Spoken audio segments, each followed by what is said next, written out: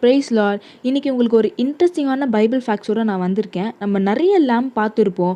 டே lamp, night lamp பார்த்துருப்போம். ஆனால் ancient Hebrew டேஸில் இந்த லேம்ப் எப்படிலாம் இருந்துச்சு, என்னெல்லாம் அந்த லேம்பில் இருந்துச்சு அப்படின்றது தான் இன்றைக்கி நம்ம பார்க்க போகிறோம்.